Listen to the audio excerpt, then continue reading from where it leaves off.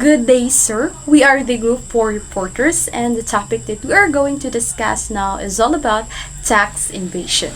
So, let us first define what is tax evasion.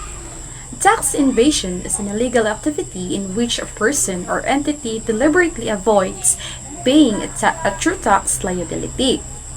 So, meaning, ang tax evasion, it is an illegal action. And muna siya ang kanang gina-avoid nimo ang imong obligations sa pagbayad og tax or buwis sa gobyerno. So, like for example, naa kay small business. And then, sa imong small business, in 1 year, is na kay income nga 150,000. If maabot na ang time sa pagbayad og tax, ang imo lang gibutang sa imong income is 60,000. Instead of 150,000. Kay gusto man ka nga ang imuhang tax is gamay lang ang mabayaran, which is very wrong, and it is considered as tax evasion because it is an illegal action, and then imo man gina-avoid nga bayaran ang tama nga tax sa gobyerno. So mo na siya ang tax evasion. And it is also said here that those caught evading taxes are generally subject to criminal charges and substantial penalties. So meaning, those people nga kanang gabuhat ani nga illegal activity and ga-avoid og tama nga tax sa gobyerno is moto sila ang kadalasan nga makulong or kadalasan makulong and also maka-penalty sila. And additionally, to willfully fail to pay taxes is a federal offense under the Internal Revenue Service or IRS tax code. So kaning Internal Revenue Service or IRS is muna siya ang government agency sa United States, which is they are responsible for paying or they are responsible for collecting taxes rather. And then if kinsa man tong mga tao nga maka-fail o bayad og tax sa tama nga adlaw is kanang they are considered as federal crime. So federal crime means that muna siya ang kanang illegal action nga kanang imong ginalabag bitaw ang batas sa pagbayad og tama nga buwis sa gobyerno. And additionally, tax evasion applies to both the illegal non-payment as well as the illegal underpayment of taxes. So, in tax evasion, there are two ways in which people trying to evade taxes. So, the first one is kaning illegal non-payment. So, when we say illegal non-payment, it means that it is like completely avoiding or ignoring paying taxes. So, like for example, kanang if maabot ang time nga ting bayad sa tax, so, imo ang gina-insist sa imong sarili nga kanang dili ka gusto mo bayad og tax even if ginapugos na ka sa pagbayad og tax. And another example is kanang ga-pretend lang ka or ga-atik-atik lang ka nga wala kay mga butang nga gipanag-iyahan para lang makabayad ka og tax. So that is illegal non-payment. And usa po sa pamaagi sa mga tao to evade taxes is this illegal underpayment. So, when we say illegal underpayment, it means that it is like you are trying to trick the government into thinking that you make a less income.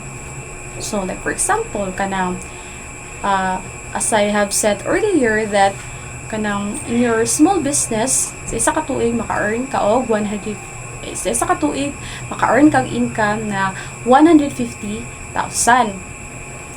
And pag apos sa time nga ting bayad na sa tax kanang imong gibutang sa imong income is 60,000 lang instead of 150,000.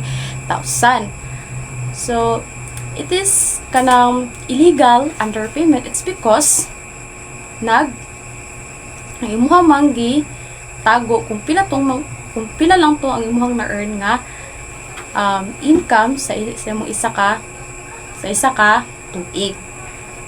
And even if a taxpayer fails to submit appropriate tax forms, the IRS can still determine if taxes were owed based on the information required to be sent and by third parties such as W-2 information from a person's employer or 1099s. So in kining bisag kung saan panimuo ka ng pangatik dinhaa or bisag kung saan panimo pretend dinhaa nga kanang wala kay mga kanang butang nga kailangan ng bayaran og tax, or di kaya bisag kung saan panimo pangatik dinhaa nga kanang wala kay mga business nga gina-manage, but still the IRS is they can still figure out that kanang naadjud kay mga butang nga kailangan ng bayaran og tax. It's because the IRS is they are not just responsible for collecting taxes, but they are also responsible for kanang recording the list of those people nga kailangan magbayad og tax. And then additionally, they can also get information sa imong income like sa imong employer. So pwede sila makakuha og information sa imong employer kung pila lang imong income, and also sa bangko pwede pa sila makakuha dira og information kung pila ang kanang income nga imong gibutang sa bangko. So this means that ang IRS is kanang ginatrack nila kung pila to ang imong income, even if imong ginatago kung pila ang total nimo nga na income sa imong business or sa imong trabaho. Then lastly, generally, someone is not considered to be guilty of tax evasion unless the failure to pay is deemed intentional. So in tax evasion is a very, very serious crime, and it is just not about not paying your taxes, but it is intentionally trying to avoid paying your taxes nga kabalo ka nga naadjud kay kailangan nga bayaran nga tax. So like for example, kanang if ever nga kanang makalimtan lang nimo nga ilista tong pila tong mga bayaran nimo nga tax, or na mali lang ka nga mao din imong bayaran nga tax, so syempre dili ka ma-charge into tax evasion, or dili ang imong action is dili siya ma-consider as tax evasion. But if imong ginatago kanang imong ginatago kung pila lang tong na-earn yung mga income sa imong business or sa imong trabaho, and then imong gi-claim po tong false deductions, so syempre you could face serious consequences. So kanang it is important that in tax evasion is you should be honest. It's because para ma-avoid mo ning those serious consequences. Failure to pay proper taxes can lead to criminal charges. So in order for charges to be levied, it must be determined that the avoidance of taxes was a willful act on the part of the taxpayer. So unsa man ni ang willful act? Willful act is failure to pay taxes leads to criminal charges only if the tax avoidance was intentional. Muna siya willful act. Kung ang taxpayer intentional lang iyang pag-avoid sa tax, matawag siya og willful act. So inana siya. Failure to pay proper taxes can lead to criminal charges. Priso juga og dili sakto imong pagbayad sa imong tax. Plus anang manikas ka, inana. Not only can a person be liable for payment of any taxes that have been left unpaid, but they can also be found guilty of official charges and may be required to serve jail time. So makapenalty ba ka? Priso ba ka? Kung di ka dili proper ang pagbayad sa imong mga taxes nimo. According to the IRS, the penalties include jail time of no more than 5 years, a fine of no more than $250,000 for individuals, or $500,000 for corporations, or both, along with the cost of prosecution. So, dili lalim. So mas maayo nga dili ta manikas sa pag-avoid o bayad sa itong mga proper taxes sa gobyerno. Kay ingon ana ang mga charges nga atong ang mga consequence nga atong matubang if di ta magtarong. Here are the examples of tax evasions. First, claiming credits you're not legally entitled to. So unsa man ni siya? Providing inaccurate information or misinterpreting rules to reduce your tax liability. Hatag kag dili tinuod nga impormasyon kay para nga mapagamay lang nimo yung mga bayro nun. So considered na siya as a tax evasion. Kadua, hiding assets in offshore account. Tago nimo mga assets, no? Involves concealing money or other valuables in a bank account or investment located outside of your country of residence to avoid paying taxes on that income or assets. No? This is illegal tax evasion because it prevents the government from collecting the appropriate taxes. So, ana, considered siya nga tax evasion kay wala na mo gisaba na naday kay mga laing assets dito sa laing lugar, no? Kay para nga gamay ra mo bayaran sa tax, wala nimo ginasaba ang tinuod nimo nga mga pangwarta nimo. So ma-considered ga po na siya as tax evasion, no? In third one is underreporting income. Underreporting income, wala nimo gisulti imong tinuod nga income nimo. Kay mura gihapon bro, tungod lagi mo pagamay ang imong mga bayro nun, ang imong mga tax liability nimo.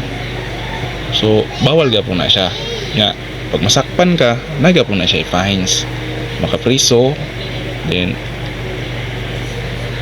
makabayad po ka na po kay fines nga mabayaran ang anak siya.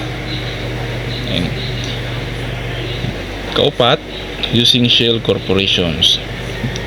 Using a shell corporation for tax evasion involves creating a seemingly legitimate company with minimal or no actual business activity.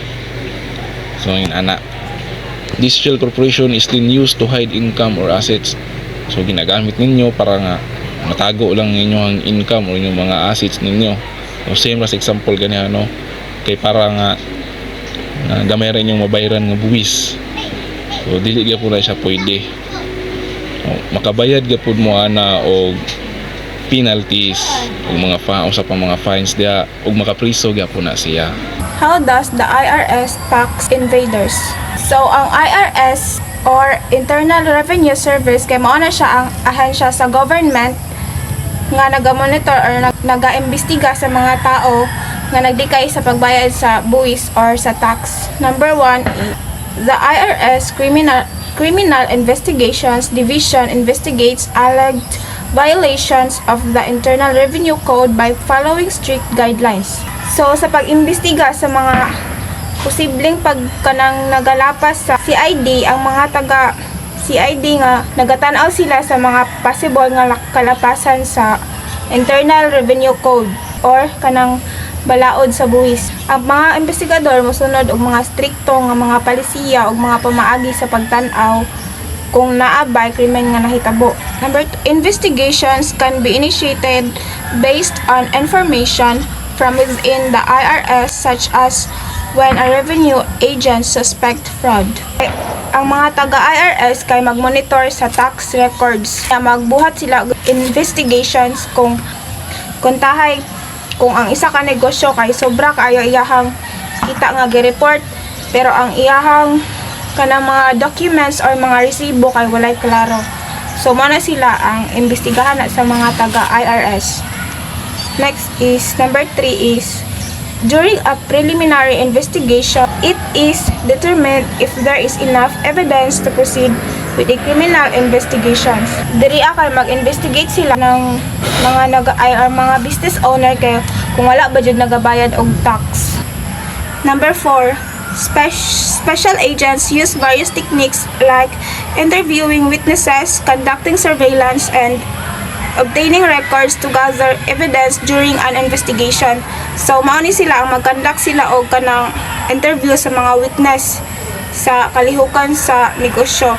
For example, mangutana sila sa mga tao nga nakahibalo sa sitwasyon sa palibot. Ikaduha, pagsubay sa mga lihok or kanang magtan-aw sila kung unsay galawan sa negosyo.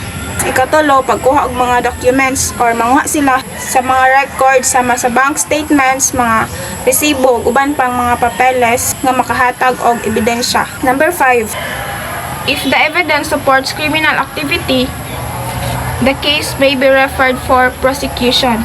So, kung makakuha sila og kanang jud nga evidence nga ang isa ka business owner kay naglapas sa or wala nagbayad sa buwis og tax, kay pwede nila kanang ipadayon jud ang kaso para makasuhan jud ang kadtong business owner.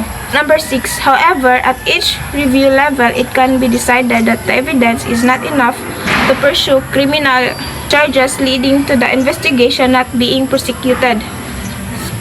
Bisan pa sa matag level sa review, pwede nilang dili dayonon ang kaso pag wala jud sila tama nga evidence. Pwede nila dili idayon ang kaso. For example, si Juan kay naa siya negosyo nga mga gamit o tapos wala niya gina-report yang tibuok nga kita sa IRS kay nagalikay siya pagbayad sa buwis or sa tax, tapos kanang nabantayan ni sa mga isa sa agents sa IRS maong nagbuhat sila og investigation para kay Juan, tapos bantayan nila nga dagko ang kita sa business ni Juan, tapos ang ginabayad ra ni Juan kay gagmay ra, wala pa jud klaro nga documents og mga report. So magsugod sila og investigate. So IRS kay magtan-aw sa mga records ni Juan og interviewon nila ang tao sa palibot ni Juan, sa mga supplier o mga customer. Tapos makita nila nga ang kita ni Juan mas dako pa sa yang gi-report sa IRS, ang kaso gi-refer sa prosecution. So pag naa sila igo nga evidence, mapasakahan og kaso si Juan. Pero kung ang ebidensya kulang og dili klaro ang investigasyon, pwede siya dili ipadayon. Tax evasion and tax avoidance may appear to be the same things.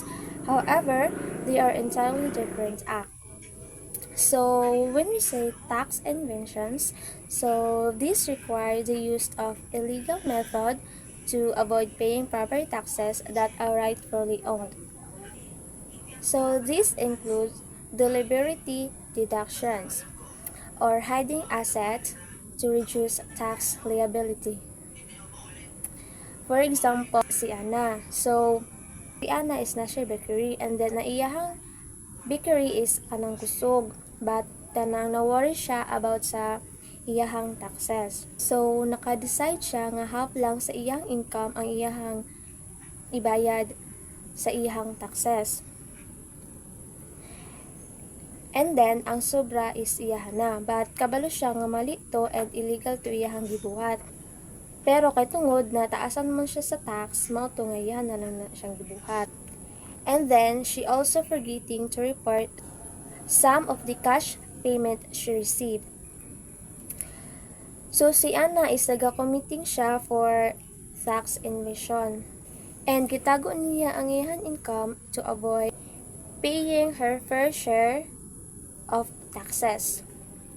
If madakpan siya, maka-face siya og serious nga mga fines and pwede siya makulong. And madamage sad ang iyahang business, which is ang bakery and ang iyahang reputation. So the second tax is ang avoidance. So tax avoidance is a agreement of one's financial affairs to minimize tax liability within the framework of existing tax law. So, any tax avoidance, siya, legal. And naga-involve siya of taking advantage of deduction, credits, and other provision designed to reduce the burdens. So, here are some examples of tax avoidance. So, for example, si Angeline. So, si Angeline is not a small business which is an online shop. So, she is meticulous about her finance. She is carefully tracks all her expenses and gi-make sure niya nga ma-claim niya ang every legal deductions nga she entitled to. Like, katong mga business niya sa business niya sa mga school supplies and mga office expenses. And naga-contribute po siya for her retirement saving plan to reducing her taxable income. So, si Angeline is naga-practice siya og tax avoidance, and also si Angeline is cleverly minimize siya sa iyahang tax liability by using illegal tools and allowances for the tax saving provides. She also playing by the rules, and while she pays less in taxes, and that's why she's doing it so legally. Conclusion: tax evasion is a serious crime with severe consequences, including fines, imprisonment, and reputational damage. It's crucial for individuals and business to understand the difference between legal taxes avoidance and illegal tax evasions to ensure compliance with law taxes. By understanding the difference between tax evasions and tax avoidance, we can protect ourselves from serious legal consequences and ensure that you are fulfilling your tax obligation and are responsible and ethical manner. So, that will be the end of our discussions. Thank you for listening.